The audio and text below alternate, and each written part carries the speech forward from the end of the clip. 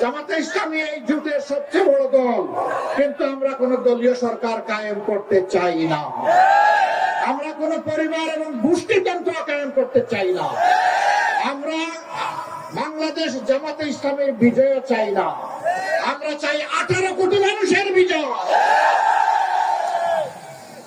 তিস্তা পার থেকে এই বিজয়ের আওয়াজ শুরু হয়েছে সারা বাংলায়।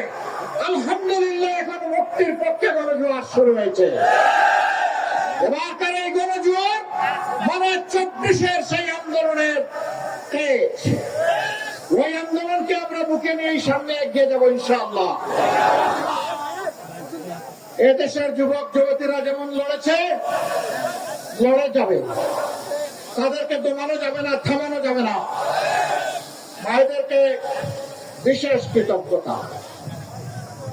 এই আন্দোলন প্রথম জ্বলে উঠে 15ই জুলাই, যেদিন আমাদের কলিজার টুকরা মেয়েগুলার হাতে গায়ে হাত দিয়েছিল ঢাকা বিশ্ববিদ্যালয়ের সন্ত্রাসী গুন্ডারা, ওই রাতেই বাংলাদেশ জ্বলে উঠেছিল।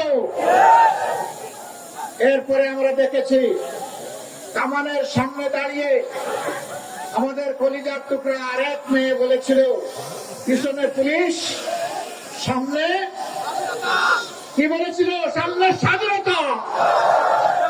স্বাধীনতাকে বেছে নিয়েছি, প্রয়োজনে জীবন দেব। এরাই আমাদেরকে শক্তি জুগিয়েছিল। মা কুলের সন্তানদের রাস্তায় এসে বলেছিলেন, আমার এই 10 মাসের সন্তান নিয়ে এখানে হাজির হওয়ার মানে হচ্ছে আজকে সারা বাংলাদেশের রাস্তায় যে কোটি কোটি যুবক যুবতী নেমেছে, তাদেরকে বলা যে সন্তান আমাদের একটা নয়, তোমরা সবগুলো আমার সন্তান। সাংবাদিকরা বলেছিল, মুহুর্মুহু গুলি, একটার পর একটা লাশ, আপনি কেন অবুঝ বাচ্চা নিয়ে এখানে এসেছেন?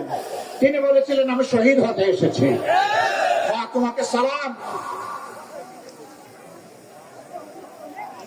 এই মুক্তির এই বাকে মাদের যেখানে এই অবদান, আমরা বড় ব্যতীত। মায়েরা আপনাদের কাছে লজ্জিত।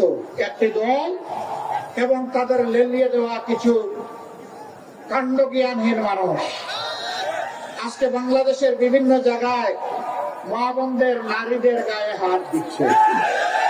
তারা হুমকি দিচ্ছে কাপড় খুলে নিবে। তারা বলছে নেকাব এবং হিজাব পরে আসলে খুলে ফেলো। তারা বলছে এদেরকে টেকে দাও, যেখানে পাও ওদেরকে পিটাও। লজ্জা, লজ্জা। এরা কি মায়ের পেট থেকে দুনিয়ায় আসে নাই?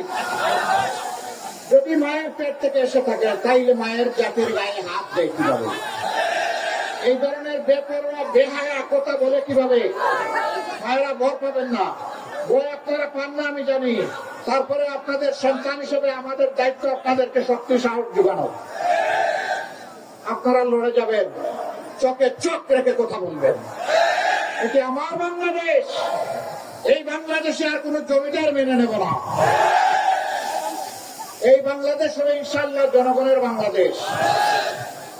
আমরা মাদেরকে কথা দিচ্ছি, আমাদের সব কিছুর বিনিময়ে ইনশাআল্লাহ আপনাদের আবাসস্থলে, রাস্তাঘাটে, চলাচলে, কর্মস্থলে, সব জায়গায় আমরা ইনশাআল্লাহ আপনাদের শতভাগ নিরাপত্তা এবং মর্যাদা আমরা নিশ্চিত করব।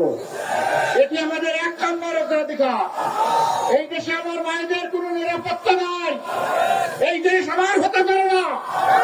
আমার ওই দেশ, যে দেশে আমার মায়ের নিরাপত্তা থাকবে, আমার বোনের নিরাপত্তা থাকবে, আমার মেয়ের নিরাপত্তা থাকবে, তার গৃহে চলাচলে এবং কর্মস্থলে তার অধিকার সুপ্রতিষ্ঠিত হবে। আমরা এখানে জাত দেখবো না, ধর্ম দেখবো না। বাংলাদেশের আসমানের নিচে, জমিনের উপরে যারা এই নারী জাতির গর্বিত সদস্যা, তাদেরকে সম্মান করা আমাদের সবচেয়ে বড় দায়িত্ব। এই দায়িত্ব ইনশাআল্লাহ আমরা পালন করবো।